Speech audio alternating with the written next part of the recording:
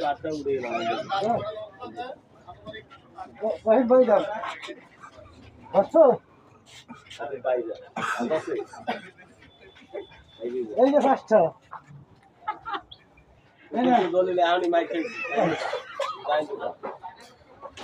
তোমরা কি একটা পাগল ছাগল হয়ে যাবে? আমি তো কিছু বুঝি না। ভালো কথা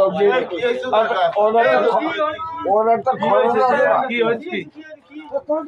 ওর একটা খরচ আছে না? গেলে এই কথা